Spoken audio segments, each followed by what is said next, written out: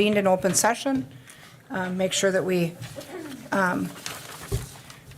revisit our public access feed. Public access, are we getting the thumbs up from them? So we're good there. Okay.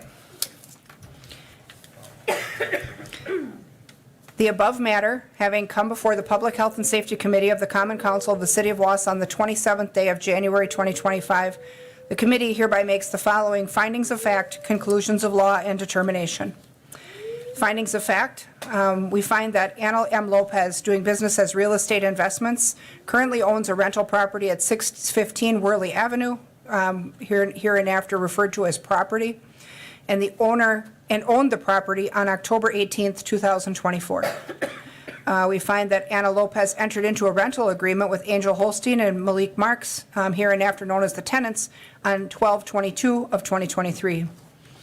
We find that the tenants paid monthly for rent $1,650 monthly for rent, $1,600 for core rent and a $50 pet fee.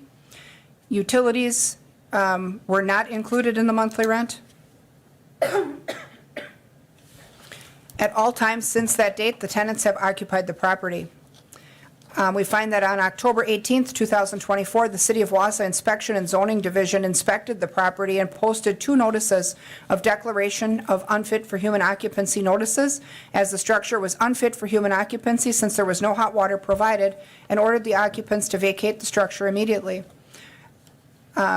We find that rent impairing violations existed as threats to the health or safety of the occupants of the property in that water heating and plumbing fixtures and plumbing systems were deficient and required correction.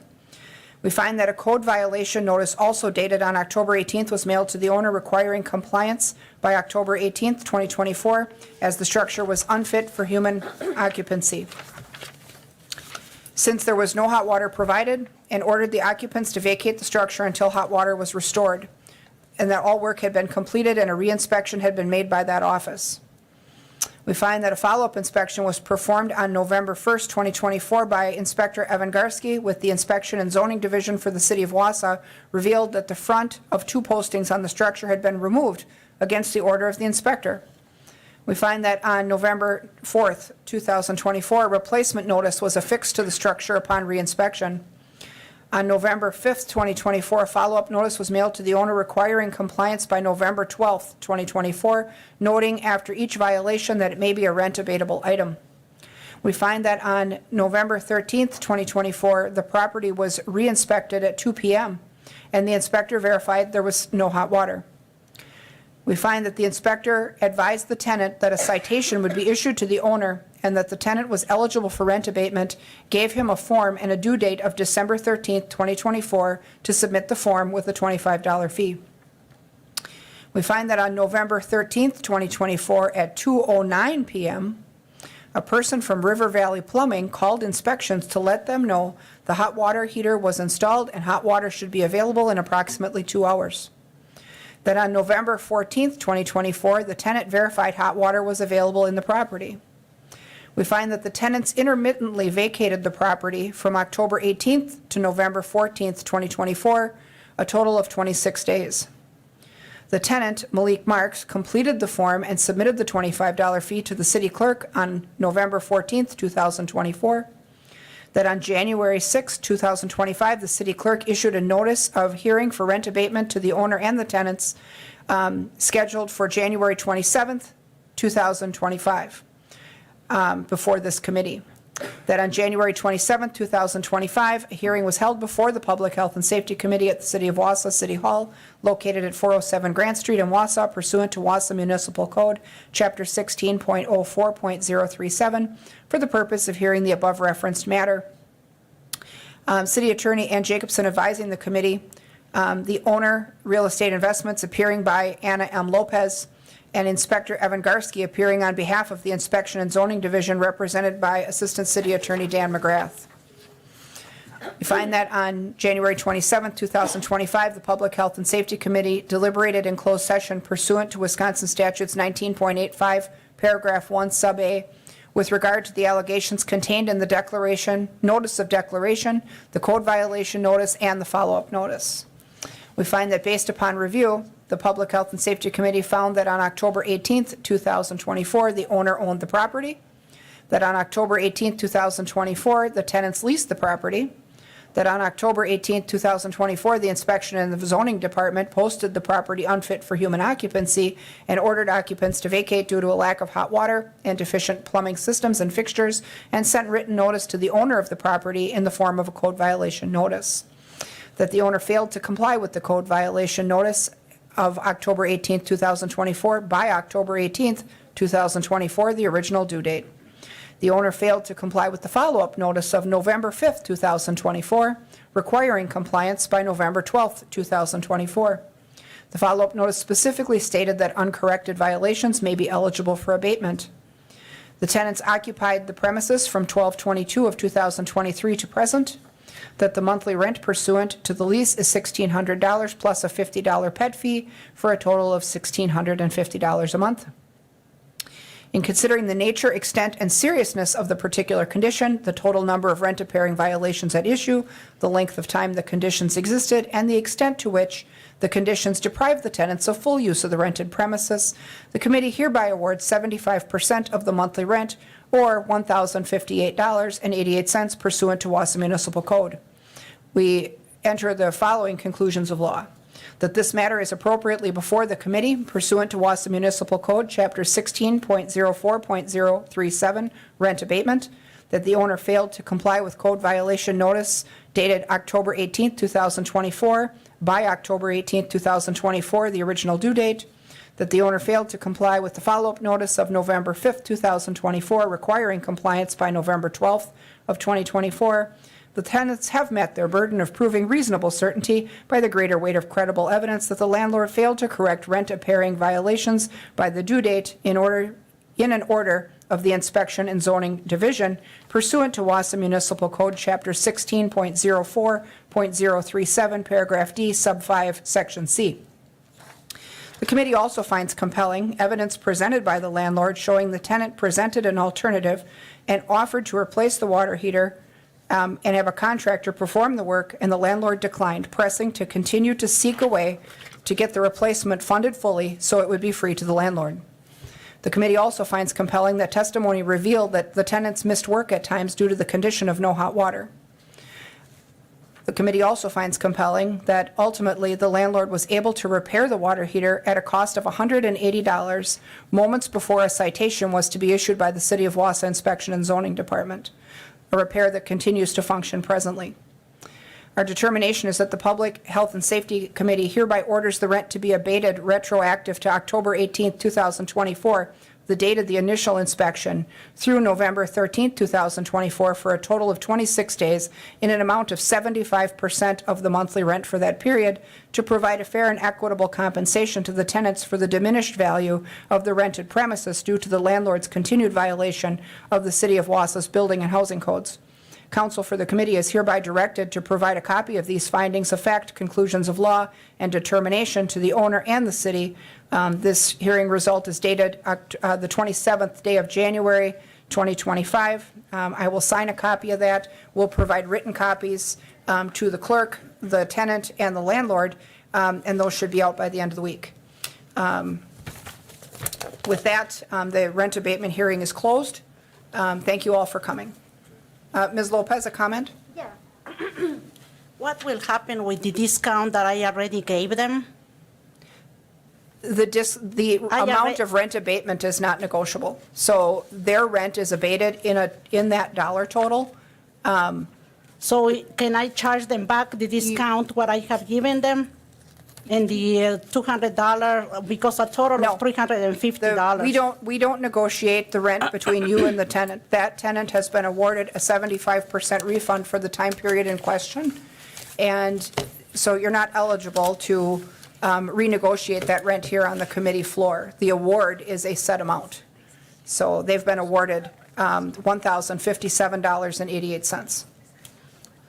So like you're saying that the discount that I already gave them, so that's additional to what I'm... It is between you and the tenant, and that is not a part of this proceeding. Okay, so all right. So I can charge them back. You are not being given permission to violate the abatement amount. The abated amount is $1,057.88. Does So what I want to understand to be, is this. to be clear, this committee is not giving you permission to charge back anything. We have awarded your tenant this particular amount of money. But is this particular for the month of October or November, or It's a- just the date that you mentioned? It's, the time period in question is used to calculate the award, but the award is a set amount. Okay.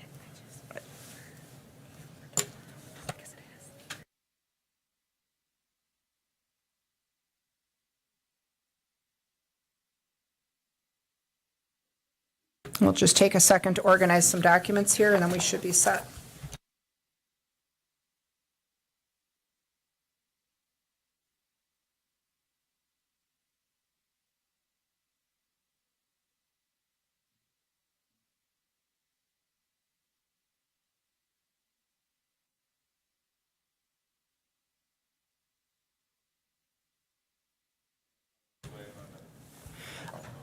I'll mail it. They'll send that to you, so you're all good. Thank you. Can I ask you one more question? Yep.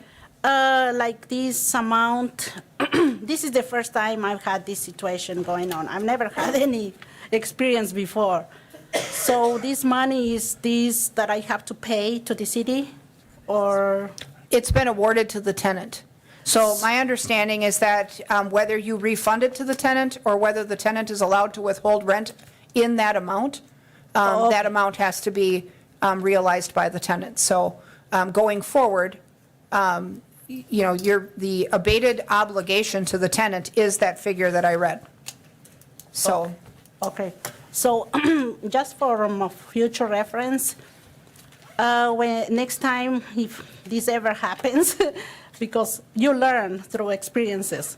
So when a city sends a letter like that, that it has to be done by certain date, so no That- matter what you are that- doing, no that matter date- if you are. Well, so that date is when the city sends a letter asking for action. That is the date that that action is expected by. And so whether or not that work costs money or gets grant funded or becomes free or whatever, that's the date that you need to comply by, and they come back and they recheck it. If they issue you a second notice and that property is still non-compliant, the inspection process continues, including the citation process and eligibility for rent abatement. So in the future, as a landlord, when you get a letter from a city inspector to correct something, first, get to correcting it. Second, communicate with the inspection department so that they're aware of what's happening. So, whether, I don't know what dialogue you've had during this process with Inspector Garsky, but it sounds like you were well aware that there was a violation and that the property had been posted, and that it was a serious enough violation that they were seeking immediate solutions. So, going forward, when that letter comes, my advice would be to take that very seriously. Yeah, so that's why what I'm saying, it doesn't matter if, let's say, I'm already working on it. The main thing is that it has to be completed by the day that the city says. Every one of these situations is different. Working on it, it depends on what is wrong and what you're doing. And that's why you need to have good communication with our inspectors. Okay. So with that, the hearing is closed, so thank you for coming. Okay, thank you.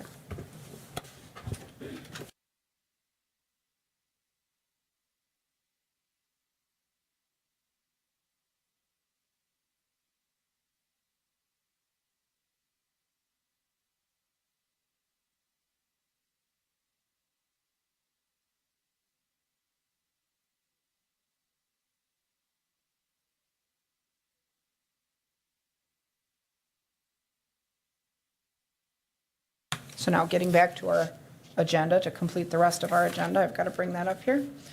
So item number 4 is the Police Department Quarter 4 2024 Operations Report, a copy of which is in the packets. Anything that you've noticed on the report that you wish to ask Deputy Chief Baton about? Anything that you want to identify or discuss with us, Todd? Thank you. I do just want to draw attention to one or two quick items here. You may notice here at the front here, the chief's message. That's an opportunity for Chief Barnes to maybe identify some things that are going on in the department, maybe some changes, some updates, things of that nature. What he chose to share for our fourth quarter operations report chief's message was really centered around some concerns that were brought to his attention. Questions regarding potential police department activities regarding immigration status, frankly, and that people were coming forward to him with some concerns, some very real concerns that I know he and some other local law enforcement leaders took the time to sit down with some folks and discuss. And so this message kind of encapsulates some of those thoughts that I know that he has had about that.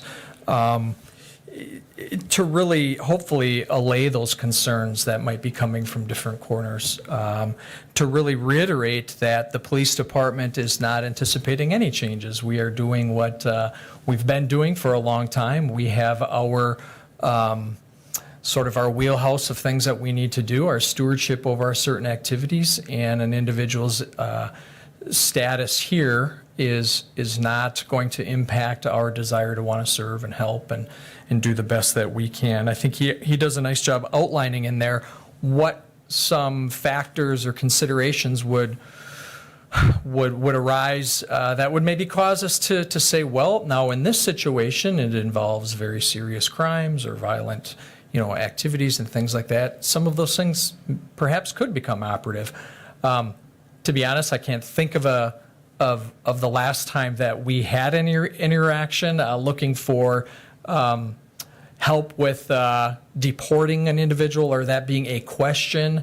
I just can't recall that in any recent memory. But the fact remains that if we have a very serious, violent, bad actor in our community, or I would think in any of our communities in the state, that certainly could be on the table. I will say that the Wausau Police Department, Chief Barnes, is a member of the Wisconsin Police Executive Group, and what that is the chiefs of police from Wisconsin municipalities with a population of 25,000 or more. They come together and they discuss law enforcement related topics, how different municipalities and departments are handling things. I know that this has been a topic of conversation, not just in our community, but in many, many communities, and that he has conferred with many of his chief colleagues on this specific topic as well. So just wanted to kind of put that out there. It sounds like there weren't any questions at all, but I know that was something that's been on his mind and that he's being proactive about in speaking with some of those individuals. And then a second thing, while it's not overtly mentioned in the operations report, and actually I believe Tracy's going to get to that a little bit later in her report, is the activation of community on call. We've had some frigidly cold days recently, and I just want to let you know, to keep you in the loop here, I think it was actually the 20th of January, we had extra staff come in. He probably wouldn't want this too publicized, but the chief of police came in on the 20th along with Captain Melinda Pauls. They partnered up with some of our patrol officers that were working. I think they were here from like maybe 8 p.m. till about 1 in the morning. And really what their intent was, because of those frigidly cold temps, they traveled around to all the parks, to parking ramps, walking around the area, Barker Stewart Island, all those kinds of areas, just to make sure that there wasn't anybody out and about that was trying to sort of shelter in place, as it were, putting their safety at risk, and making sure that we were communicating appropriately with all those individuals that maybe we came across about community on call. As it happened, they didn't encounter anybody. That's good. Now, does that mean that there weren't people maybe sheltering in a vehicle? Probably, or hopefully, I would imagine there were some other individuals that had compassion on individuals that they came across and invited them to maybe come spend the evening with them. That certainly is also a possibility. But during those really cold days, as we always try to do, we're going to try to do what we can to be proactive and reach out. And thankfully, we didn't find anybody there, and I think Tracy will be able to shed a little bit more light on what the implications of that is and hopefully connect the dots a little bit more for us. Well, thank you for that. I think that's important. I think it's important for the public also to recognize that their effort in taking one of the coldest nights of the year and going out to make sure that everyone got somewhere, that there was some place for people to be and that they were not out and exposed to the elements. I think that's important work and so grateful that they did that. I think it also says a lot, both to the officers on patrol, when their command staff comes in and joins them in that effort on the coldest night of the year. So big thanks for that. I also had a conversation with Chief Barnes before his media statement about the questions and concerns that he'd been hearing surrounding the subject of immigration, and he had indicated that his intention was to take a very reasoned approach and also make sure that people are aware that the last thing they want is for people to feel like they can't call for help and to be afraid to reach out to the police when they need help. And so I was also grateful to him for that clarification, which I think means a lot to our community. So, Sarah, you had a comment? Yeah, I just had a question about, I noticed about the drug overdoses sheet. I think it's page 13 of my packet. It looks like there's been improvement from 23 to 24. And I was wondering if you knew of a reason. Like, I know we installed that machine with the... The naloxone? Yes. Yes. Do you think that added to it, or is there other initiatives? Yeah, I think that's a great observation, and we've talked about that a little bit recently. I was sitting down with a few individuals as we were kind of spitballing some ideas or theories surrounding that very question. That was one idea that came up. In fact, I think on the Community Resource Unit report, that is also cited. The third bullet point down, overdose numbers continuing to decline, likely attributed to the access of naloxone availability. I think that's a big piece of it. And you'll also notice on that same page from our Community Resource Unit, who generally are tasked with most of our drug investigations, that 2024 was kind of a banner year of sorts for them. They have made record seizures in kind of across the spectrum of illegal drugs. Is that perhaps making it a little bit more difficult for individuals to get some of those substances that would have a higher propensity to cause those overdoses?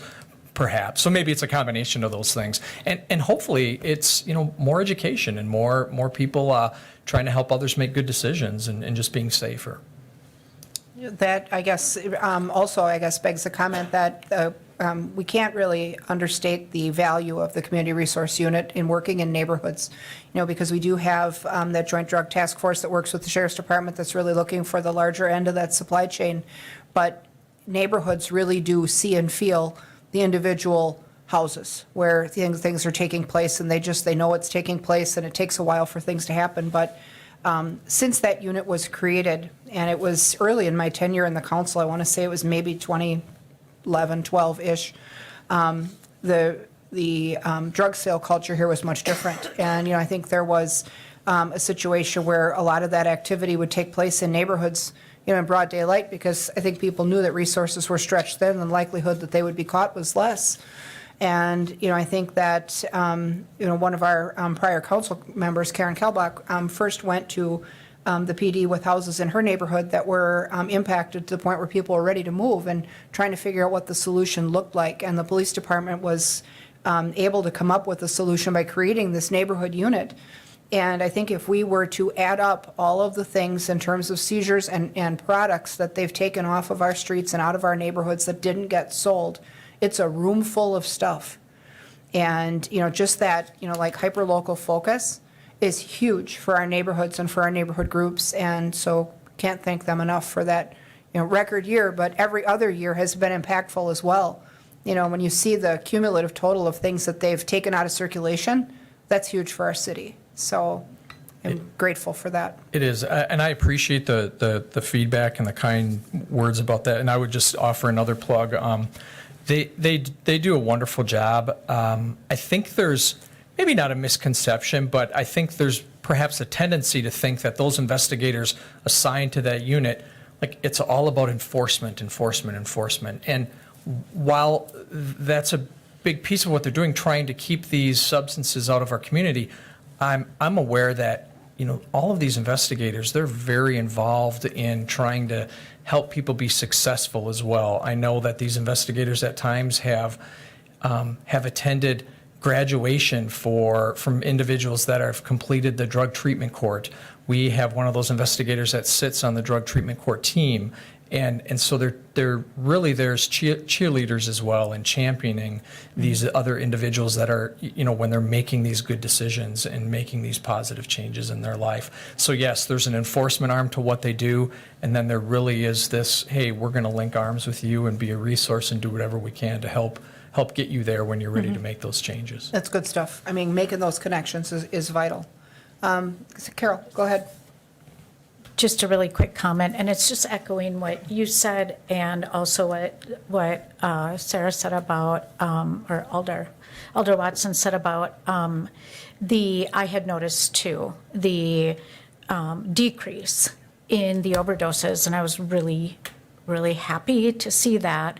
And I had some of the drug houses in my own neighborhood, and anyway, I'm happy, very happy to see that, and I also was grateful too for the chief's message about, and especially particularly, the part about, yes, please do not hesitate, someone should not be afraid if they're in trouble, if they're struggling with something to contact the police. So, yeah, so thank you for that. Good stuff. Sarah? Sorry, I had one more question. So, obviously love the message. And is that, so this is just unique to the end of the year report, right? That the chief will have because I sort of like that little summary thing at the beginning of the reports, but it's just sort of unique because it's the end of the year. You're saying the actual chief's message? Yeah. So on each of the quarterly reports, Okay, he'll quarterly. include that. Yes. Okay. Yeah. My other question would be for the Records Bureau. It looks like there's been a decrease in body camera footage requests, but it looks like there's been an up in how long it takes to prepare it. Now, I know you guys had requested additional staff, right, for that, and I don't think we didn't. Here, I'm trying to get to that page. There was I a shared, apologize. for open records, was there a Yeah. shared staff person between police and Yeah, fire? did we approve? Correct. Did That we hire- person is working. Okay. Yeah. Because it doubled in time, of how long it takes. Is it just because of complexity of the body camera stuff, or? I think it is. I mean, yes, there's volume.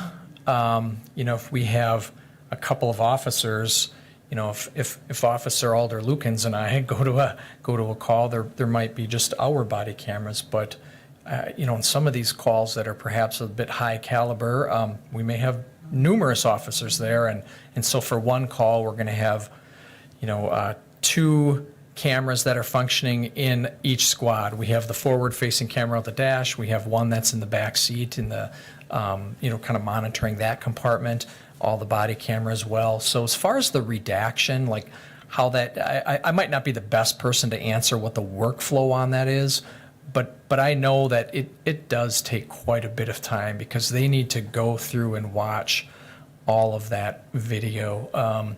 Captain Seiler oversees that as part of the administrative bureau now, so the records, and is working with our office supervisor to really try to streamline, come up with some efficiencies, see what can be done to, one, really meet those open records requests, what do they need, what is it that they're looking for, while also trying to realize some efficiencies there. I think it's still a bit of a moving target. I noticed that as well. It's it's almost in half here, the number of, the actual body camera requests coming in, but then, or the hours rather, to prepare for release from last year over this year doubled. It is kind of interesting, but maybe similar to the reduced number of overdoses, I'm sure there's multiple factors that are sort of filtering into the why behind that, and something that I will get to the bottom of as well. And I was just curious if there's a way to look and see just the trends, even just before that, from 2022, 21, how have the requests, how many requests have been coming in? Is it coming down? And then is our processing time up? I don't know. I mean, that's a great question. I think we definitely can go back and get some more historical information on that, as opposed to just giving you last year and current year. What is the 5-year trend? Is it trending up? Is it trending down? I think those are great questions. I know of late our Records Bureau has been conducting a field trial of some enhanced redaction software that has kind of some AI component to it that will, hopefully speed up that process. Of course, all those things come with price tags, but at least from kind of a let's do our homework standpoint, we're looking at some of those options as well to always be improving and stay ahead of it. Excellent. Okay. If there's no other comment on that report, we'll place that report on file. And then the last report we have is our community outreach update. So we'll bring up Tracy Durante about that, that subject matter. And you'll notice, I guess, in the quarterly report from the PD, also included in that report was a section about the downtown officer program and the progress they've been seeing. So I think that's a great segue into Tracy's report for this month. So welcome. Thank you. In the interest of time, I'm not going to go through the report section by section. You'll notice I did present a new report in front of you just because there was some data that was miscommunicated on the first time around. So if you have any questions about the report, I'm happy to answer those. But really what I want to focus on is piggybacking a little bit off of what Deputy Chief Baton said regarding the police's involvement and community on call. And what I want to note first and foremost is in the month of December at the Wausau Warming Center, a Good Shepherd shelter, there was a total of 13 brand-new people that entered the shelter doors again last month. That was the same number of new clientele that came in November as well. So what I want to provide you is a final number of unduplicated clients that came to the Good Shepherd shelter for 2024, and that number is 327 unduplicated guests. So clearly that number is continuing to rise. As far as employment, the month of December, there was bed saves for individuals who were employed, and that number was at 22. So what we're seeing is that our unhoused clientele are getting jobs, but unfortunately are unable to attain housing, and that's due to low housing inventory, and it could be some barriers related to their criminal backgrounds, eviction histories. But I just think that number is pretty large, and there are people that are really trying hard to make it out of this, and that number kind of shows that. So I wanted to just point those couple of things out. Again, what Officer Baton had shared is, when Chief Barnes reached out to me on the night that he and some others were going out in the community, I, at that moment, thought how proud I was of working for this city and the City of Wausau Police Department. Chief Barnes really does care about this population of people, and that was very evident when he reached out to me. And I just want to tell you that, in the month of January, we have had to activate 12 times. And what that has yielded is we have sheltered 123 people off-site. That's a huge number. So Catholic Charities was not at capacity any of those nights, but that's the point of this, right? We want to have space freed up at Catholic Charities so that we have room for someone who might be found in their vehicle sleeping, or might be roaming the streets at night, or maybe is being discharged from a Spirus. Whatever the situation, there's always going to be room for those who need it on nights that are that cold. I want to give a shout out to all the partnerships involved in that process. I have to tell you that this time around we had some new partnerships helping, and the Marty Bus was one of those individual groups that provided lunch at the Community Partners Campus on Martin Luther King Day because the Salvation Army was closed. So to reach out to that group and to get a partnership with them to provide a service like that was pretty incredible. A shout out to Tara at the CPC, who kept her doors open until 6:30, 7 o'clock, both really, really cold nights, to make sure that individuals didn't freeze standing outside waiting for shelter. So there's some really great things happening in this city, and I just, this last couple weeks has really, really been, I'm just so honored to be part of this community, because really everybody is really stepping up to help out. And I have to lastly say that a couple of my new church groups that joined this initiative this year, they're reaching out to me and asking me if they can do more to help me. So what I think is amazing about that is I think that the educational piece and the informational piece that gets out in the community, it's starting to be heard. Mm-hmm.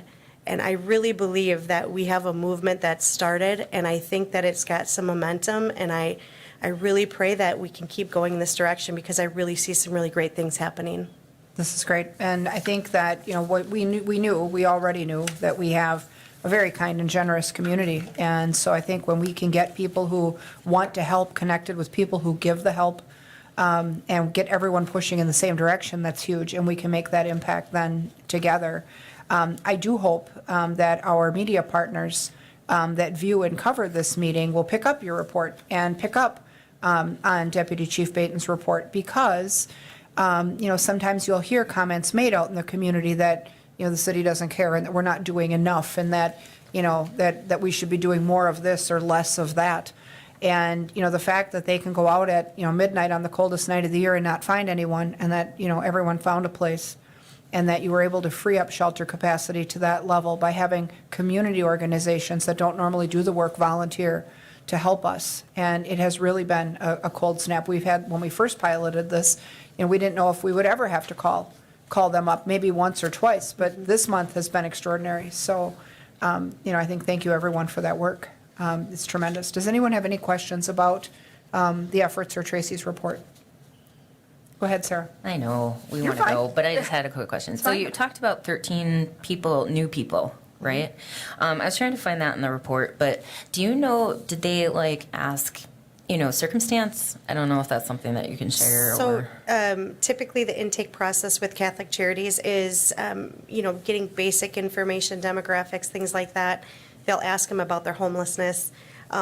There may be a situation where they're asking them where did you come from? But that's not typically part of their intake process. So unless myself or Tara has a new assistant over at the Community Partners Campus, Chelsea, who's amazing, unless we can make contact with those individuals or one of our officers make contact with those individuals, sometimes we don't really get the real story until we've had that second point of contact. Okay, thank you. Okay. Yeah, and I do have to, I guess, just applaud the community effort, the community-based effort that's taken place this month, because this is really our first month that we've also realized the loss of the day center.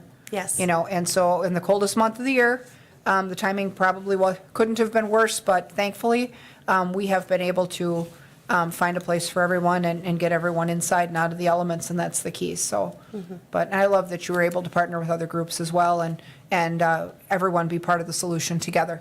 I love that. So thank you all for that. Anything else? Anybody else have anything? Tracy, do you have anything else? No? I don't. All right, It's been well, a busy month. Thank you for everything. We are, as always, blessed to have you and the work that you do. Thank you. Move to adjourn? Oh, wait. And yes, and okay, and we missed the tavern activity report. Oh, darn it. Cody informed me, which is item number 5 for the month of December. Does anybody have any questions on anything that they've observed on that report? It looked like a fairly standard month. It actually, in terms of the way the report had been at some point, it's kind of been a little quiet, so that's okay. I mean, there's things, but, we've seen reports that required way more discussion as well. So anything notable on the report that you wanted to discuss with us, Todd? No, I would agree with your assessment of that. I think it seemed fairly benign. There were, certainly some issues here and there, and our officers were able to successfully respond and resolve and address those issues successfully. If I could just take a moment and harken back to the operations report, there was one thing I did neglect. I'd be remiss if I didn't point out on kind of these major cases or major incidents. I don't know what page it would be in your packet. But yes, it's the kind of this, I guess it doesn't say like a major case or incident, but it's on the same page as fourth quarter convictions.